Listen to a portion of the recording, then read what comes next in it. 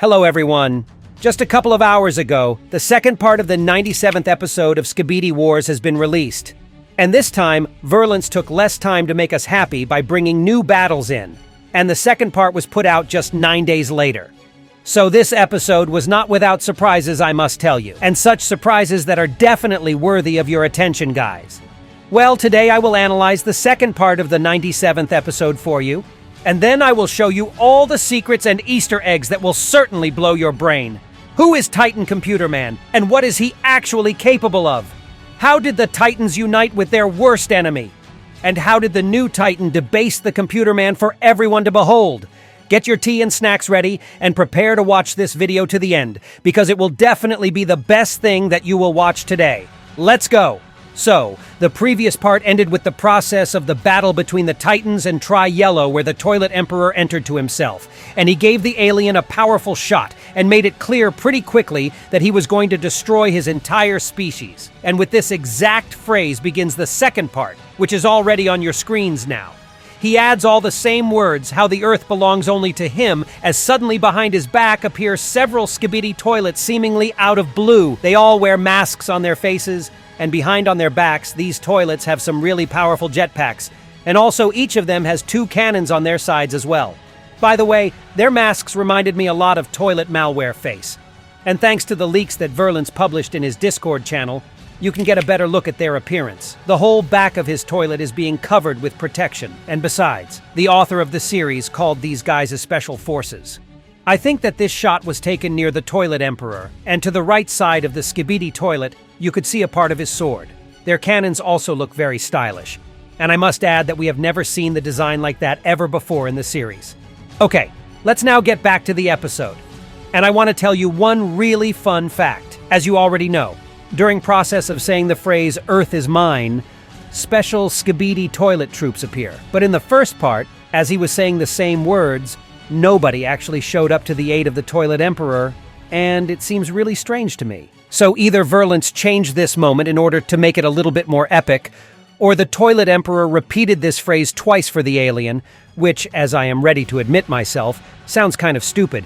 But the second time, his brothers came to help him in there. Maybe the special troops were given the command to appear only after this epic phrase, so that the first time they got to be a little silly. And the Toilet Emperor was probably like, "Hey dudes, where the hell have you been all this time?" But after saying it once again, the Skibidi toilets realized that it was actually their time to come to play. Okay, let's not talk about it for way too long, and let's just get on with it. Together with the special forces, the boss is also being joined by the toilet malware. So the battle continues, and Tri-Yellow demonstrates his true power for you with some really sick music playing in the background. By the way, there are special guns with flames on his shoulders, and I know that he already had them before, but I forgot to tell you about it.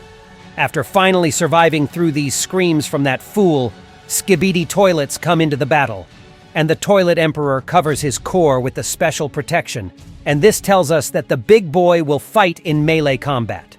So like a real MMA fighter, the Emperor throws a few punches at his opponent, and those annoying bugs also try to do something useful. But Tri-Yellow quickly shows them who's the real daddy here, and simply wipes them out. The Emperor strikes again with his huge sword, so the alien wants to retaliate, but the toilet malware holds his arm tight with his gravity gun. Despite that, this monster seems to be way too strong, and he tosses malware away like a little toy. And altogether with that, he also smashes the rocks on his arm using the Toilet Emperor's hull. It seems to be strange enough to me. But why didn't the malware turn his arm into a pancake at that point? Because if you actually watched episode 90, then you will remember how easily this gravity gun turned a defenseless laborer into one hot pile of metal. Maybe this triadian is too strong for its effect, and at that second, malware could barely hold his arm, let alone crushing it, as I'm guessing. By the way, at the moment of the destruction of the rocks, you could see this red slushy liquid on the alien's hand. But in fact, that is really just lava, and not what you thought it was. Did I guess it right, fellas? And today the Titans became the photographers here, and the brothers are just watching how the Emperor does all the hard work for them. Speaker Titan makes a weird gesture that the other one grudgingly agrees to, and I think that the speakerman said something which goes like, "Hey man, the toilets need some help in there." And cameraman Titan said something like, "Oh my God, not again. Okay, I'll do it." The two guys then try to put the alien's brains in the right place. But in response, he shows you his new ability. This guy starts breathing flames on Titan Speakerman like a true dragon. And then one of my favorite scenes in the history of Skibidi Wars happens. The Titans form one row with the Toilet Emperor. And god damn it, guys, it's finally officially happened. I have been telling you for a really long time that the Skibidi army and the Alliance must become friends. And now it has been confirmed. It looks very epic. Now the aliens have no chance against such a powerful squad. And write in the comments below if you, just like me, felt goosebumps all over your body at that moment. Well, the Emperor continues calling this alien with all sorts of really bad names again, and it seems that it really pisses him off. Trading does his magic again, and large, sharp rocks appear from under the ground, and after that, Verlance abruptly moves us to another place. And it seems pretty obvious to me that in the next episode, the battle between the new-formed friends and this alien will be continued. And I am sure as heck that his sister will come to the rescue of Tri-Yellow, who will take control of the enough amount of prisoners and help her brother to take over the world. And to be honest with you guys, I would really love to see this battle as soon as possible, because the Alliance has never fought side by side with the Skibidi army. Okay, let's move on now, and at the very beginning you see Tri-TV Woman, and it looks like we're somewhere in Antarctica right at the moment, and it's snowing everywhere. If you don't understand what we're doing here, let me refresh your memory. In the first part of this episode, Computer Woman has devised a cunning plan whereby the computer men and TV men will regain control of Tri-Titan by tracking him with the help of Tri-TV Woman. Because as you know, in episode 96, it was revealed that this lady has a secret technology that computer men did not manage to create, with the help of which Tri-Soldier is able to track the big boy down, and recently she has already done it herself. Next on the plan is destruction of Triadians, and this mission lies on the shoulders of cameramen and speakermen, while the headquarters of the Alliance will be guarded by microphone men. Apparently, everything goes according to the first part of the plan, and Tri-TV Woman managed to find Tri-Titan, and this monster seems to be hiding somewhere nearby. Besides that, you can notice these crystals, and I can say that you've already seen this location before in the leaks that Verlance had shown to you, but only without Tri-Soldier. In there, he left a message that says, hibernation, recovery, destruction. I immediately figured it out that the whole fuss was about Tri-Titan, and it looks like the big boy hid here, so no one would find him, because who would want to look for him in such a faraway place on the other side of the world? He's like a bear hibernating to regain his strength. But what's really puzzling to me is the third word, which is destruction. It's very hard for me to explain what it means. Maybe the meaning of these words is sequential. So firstly, Tri-Titan will hibernate, then regain his strength, and then he will destroy all life on the planet. I don't really know, though. So if you guys have any ideas why it was written in the leak and what this could possibly mean, then be sure to write your theories in the comments below this video, because I will be very interested in reading them. Computer Woman says that the Tri-Soldiers feel the energy of the Tri-Titan coming from the entrance of this cave, and after a couple of seconds it becomes pretty clear that the monster buried himself underground in order to go into the hibernation mode and restore the powers that the Computerman race took from him. Wait, what? The last time we saw Tri-Titan was in episode 95, and there he was so unrealistically strong already. And if I understand it correctly, this version of the big boy is not the last in store, and he can actually become even more powerful. How much more powerful, though? This guy is already capable of defeating any Titan, and I'm really scared to imagine what Tri-Titan will become like if he gets all his powers back. It will be a real monster that will be impossible to deal with. By the way, at this point you can notice 5 spheres around the Tri-Titan. They look like huge atoms or something like that. Okay, so the brute finally comes up with a good idea, which is to go inside and capture the creature right now while he's being asleep, so it would be much easier to regain control of him. But Tri-Titan isn't that stupid to leave his body unprotected, and his drones come to his rescue. Computerman says that everyone has long forgotten about them, and it's actually true. The last time that you saw them was in episode 92, and I also wondered where Tri-Titan sent them to. As it turned out, the big guy had thought his plan through really well, and after he went into the 3rd stage and became white, he sent the drones near the cave to hibernate there. So in the future, these drones would be guarding his body from any kind of uninvited guests. He's a goddamn genius after all. Meanwhile, the drone launches his attack, but the big computer man reacts at lightning speed and loads a shield, which saves both himself and the company that was with him. Well done.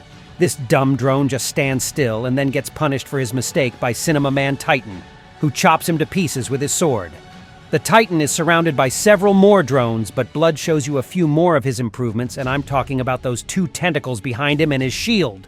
By the way, it's the same shield that he had when he was firstly upgraded in episode 85, but instead of tentacles, there were TV sets. Blood is about to turn these drones into a hot pile of garbage, but suddenly, a mysterious stranger does all the work for him.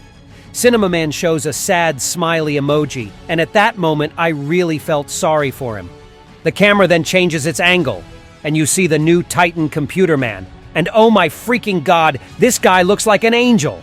He has 3 big monitors on top and a small core underneath, and he also has wings and powerful white armor in his possession all over his body. This guy looks simply amazing, I must tell you. And I think we should give Verlance more credit for this design, because I'm just sure that he had done a very good but difficult job. The new Titan shows you a few more of his abilities. For instance, he subdues the drone's mind, if you can call it that way of course, and makes them eliminate themselves. And then 2 small cannons come out of his monitor and destroy the last one, who somehow managed to stay alive. On his wings, there is a glimpse of some symbols, and I don't quite know what they mean, but if it means anything concrete to you guys, then be sure to share it with me in the comments, my friends. Computer Titan seems to be very kind to the poor guy, and he has a gift for him. He leaves another drone for Cinema Man Titan to destroy on his own. God, that's so sweet, man. Also, on the Titan's shoulder there is this logo that can be noticed, and in case you didn't know, it's the mark of the Computerman's race. Okay, then Computer Man turns to the Titan and says that he took a very long time to get here, and because of him, everyone could have been destroyed at this point, and he's obviously mad at him. But Blood puts the brat right in his place by saying that no one asked for his opinion here. I agree with you, bro. I hate that Computer Man too. This makes the freak even angrier. But the lady is happy to see the Titan, and she says that with his help, they will finally be able to regain control of Trititan. The Titans support this idea, and the emoji on their screens change. The brothers are ready to finally end this battle and bring peace back to the planet. By the way, another thing that simply amazed me was those awesome-looking katanas that are being attached to the arms of this guy.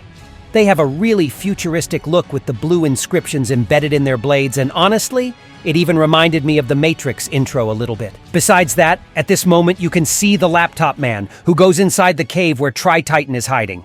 Maybe he's sick of listening to the spouses endlessly fighting, and wants to do all the work instead of them. Also, notice how the big computer man wants to calm down this rude guy and tries to put his hand on his shoulder after being humiliated by Titan Computer Man. But the stubborn Ram ignores his kindness, and the emoji on Big Computer Man's screen changes. What a poor thing. By the way, I look the same way when you don't watch my analyses to the end, guys.